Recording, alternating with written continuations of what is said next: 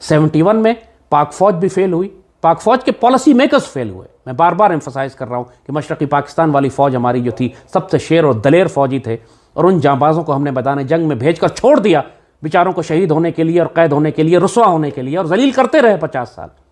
दुश्मन एक मरतबा फिर 71 दोहराना चाहता है और रियासत पाकिस्तान वही गलतियां कर रही है जो 71 में की थी। मुझे बहुत ज़्यादा खौफ है कि अल्लाह ना करे कोई सानेहा ना हो जाए और दुश्मन उसी तरह जंगी तैयारियां कर रहा है जैसे 71 में उसने की थी, और रियासत उसी तरह खौफजदा, घबराई हुई और पैरालिसिस का शिकार है जैसे 71 में थी। लेकिन अगर हमने अपने अमाल को दुरुस्त नहीं किया तो पहले हमें बहुत मार पड़ेगी। हम सिर्फ ये चाहते हैं कि इस कौम को मारना। नमस्कार दोस्तों, स्वागत है आप लोग का हिंदुस्तानी स्पेशल के एक और नए वीडियो में। दोस्तों, लाल टोपी ने एक बहुत बड़ा दावा कर दिया है कि 1971 में जिस प्रकार से भारत ने हमें पीटा था, एक बार फिर से भारत हमें पीट सकता है। दोस्तों, आपको पता होगा कि लाल टोपी जो है वो हमेशा युद्ध, लड़ाई की ही बातें करता रहता है और खुद अपनी फौज यानी कि पाकिस्तानी फौज की पोल खोलता आ रहा है, क्योंकि जिस प्रकार से 1971 में भारत ने पाकिस्तानी फौज की पिटाई लगाई थी, आज भी पाकिस्तानी फौज उस चीज़ को याद करके रोती है। और आज भी पाकिस्तान के जो एनालिस्ट हैं वो भी लाइव टीवी पर बातें कह जाते हैं कि कैसे पाकिस्तानी फ़ौज की पिटाई उस समय भारतीय फ़ौज ने की थी।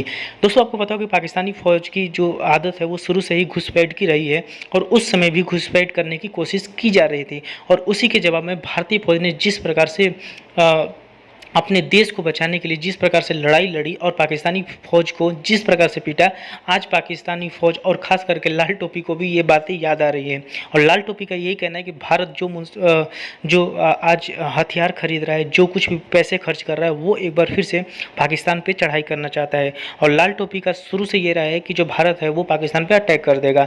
ये तो देखने वाली बात होगी कि भारत पाकिस्तान पर अटैक करता है या नहीं है, लेकिन पाकिस्तानियों के बीच में ये सब खौफ देखकर कसम से ये देख के मजा आता है कि भारतीय फौज ने पाकिस्तानी फौज और पाकिस्तान के लोगों में डर पैदा कर रखा है।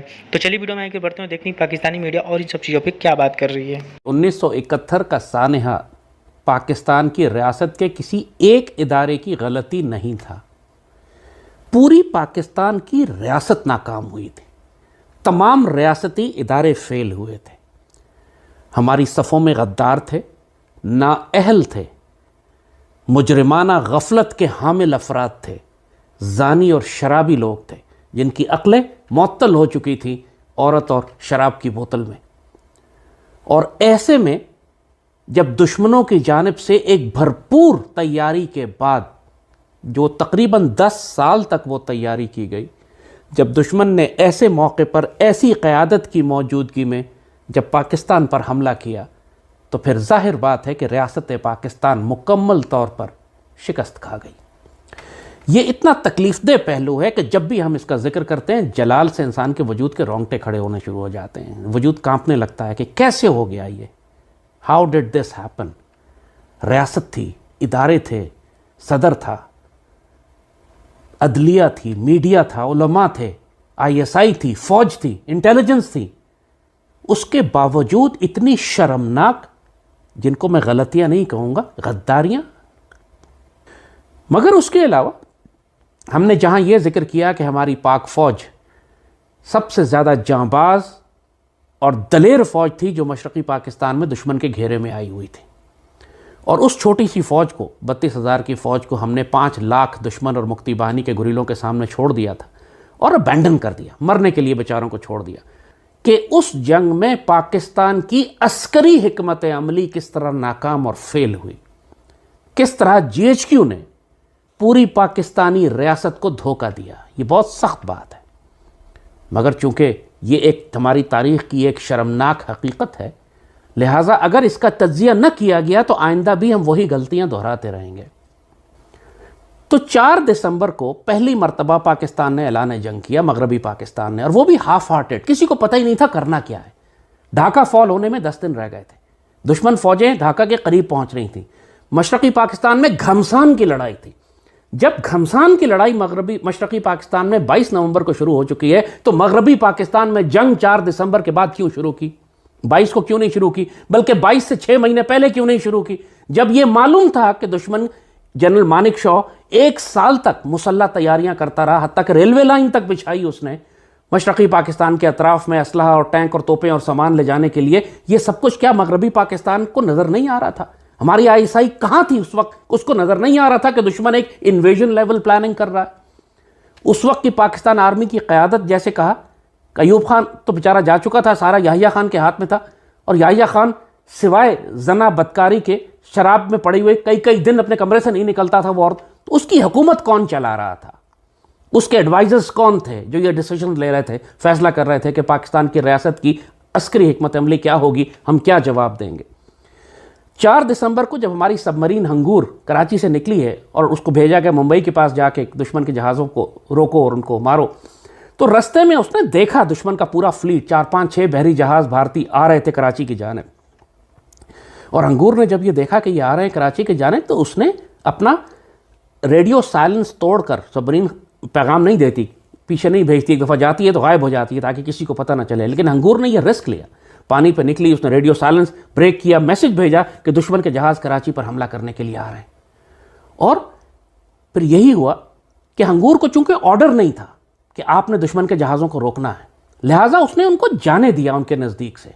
हालांकि उस वक्त अगर हंगूर उनको रोक लेती, उन पर मारती, एक आध जहाज़ को डबोती, तो फिर कराची पर हमला ना होता। नतीजा यह हुआ कि वो हमला कराची पर हुआ, हमारे सारे फ्यूल डिपो जल गए, हमारे बहरी जहाज़ जले, खैबर और महाफिज हमारे 2 माइन जहाज़ थे, बहरी जहाज़ डूब गए, हमारे सैकड़ों सेलर और हमारे नेवल ऑफिसर्स बेचारे डूब गए, बेचारे शहीद हुए। वहाँ इतना बड़ा तारीखी नुकसान हमें हुआ 71 में, खैबर और महाफिज 2 हमारे बड़े जहाज़ गर्क हो गए और हंगूर के पास से गुजर के चले गए, लेकिन हंगूर को ऑर्डर नहीं था कि आपने इनको मारना। और जब ये जहाज़ कराची पर हमला करने के बाद इंडिया के बहरी जहाज़ जब वापस आ रहे थे तो रास्ते में ख़राब हो गए समुद्र में। पाक फ़ज़ाइया को कहा गया कि दुश्मन के जहाज़ ख़राब खड़े हुए समुद्र में, जाओ डबो दो उनको। पाक फ़ज़ाइया सोचती रह गई, करें ना करें, करें ना करें, जंग किसको अच्छा करते हैं सोचते हैं। कौन लोग थे वहाँ पर, किस किस्म की गद्दारियाँ थी, किस किस्म के जाहिल थे। दोस्तों जैसे कि आपने इस वीडियो में देखा कि जो लाल टोपी है वो कितना ज़्यादा खौफ में है। और दोस्तों क्योंकि पाकिस्तान ये बात जान चुका है कि जो पीओके है या फिर जो बलूचिस्तान है ये सब अलग होने वाले हैं और जो पीओके है वो भारत में मिलने वाला है, ये पाकिस्तान ये बात समझ चुका है। क्योंकि पाकिस्तान ये बात जानता है कि अगर भारत से उसकी लड़ाई हुई तो वहाँ पर जो पाकिस्तान है वो एक दिन भी नहीं टिक सकता। क्योंकि एक तरफ तो जिस प्रकार से पाकिस्तानी आर्मी और पाकिस्तान के लोगों में जिस प्रकार से इमरान खान ने जहर डाला है उससे उनके बीच में दूरियां पैदा हो गई है। और दूसरी सबसे बड़ी बात है कि पाकिस्तान की जो इकोनॉमी है वो इतनी ज़्यादा बर्बाद चल रही है कि आज उसके पास खाने के लिए नहीं है तो वो भारत से जंग क्या करेगा। और इसीलिए लाल टोपी का ये कहना है कि 1971 में हमारे साथ जो कुछ भी हुआ उससे बहुत ज़्यादा बुरा होगा और यहाँ पर सबसे पहले पाकिस्तान की जो फ़ौज है उसको मारा जाएगा और उसके बाद उसके साथ बेइज्जती उसके बाद हमारी बेइज्जती हो गई। यानी कि साफ तरीके से लाल टोपी का ये भी कहना है कि जो इंडियन फ़ौज है वो आने वाले दिनों में हमारे ऊपर जो है वो जंग कर सकती है और हम जो है वो बर्बाद हो जाएंगे अगर जो है वो हम आज ना संभलें। और ये बात बिल्कुल सही है क्योंकि जिस प्रकार से भारत ने भी अभी आपको पता होगा कि अभी कारगिल दिवस पे जिस प्रकार से नरेंद्र मोदी जी और खुद राजनाथ सिंह की तरफ से जो बयान आए हैं उसमें साफ तरीके से कहा है कि हम पीओके जो है पाक ऑक्युपाइड कश्मीर जो है उसको हम अपने अंदर लेंगे और ये हमारे देश का एक हिस्सा बनेगा। और जो आने वाले दिनों में खुद नरेंद्र मोदी जी ये बात कह चुके हैं कि हम जो है वो बलूचिस्तान को अलग करवाएंगे और बलूचिस्तान के जो लोग हैं वो हमारे ओर देखते हैं, यानी कि भारत की ओर देखते हैं, नरेंद्र मोदी जी की ओर देखते हैं। इससे साफ पता चलता है कि जो नरेंद्र मोदी जी है उनका साफ कहना है कि वो भी आज़ाद होंगे। तो दोस्तों बस आज की वीडियो में इतना ही। आई थिंक आप लोगों को वीडियो अच्छा लगा होगा, तो अगर आपको वीडियो अच्छा है तो वीडियो को लाइक और हमारे चैनल हिंदुस्तानी स्पेशल को जरूर सब्सक्राइब करें क्योंकि हम आपके लिए ऐसी वीडियो लाते रहते हैं। तो मिलेंगे इसी नई वीडियो के साथ, तब तक देखते रहिए हिंदुस्तानी स्पेशल।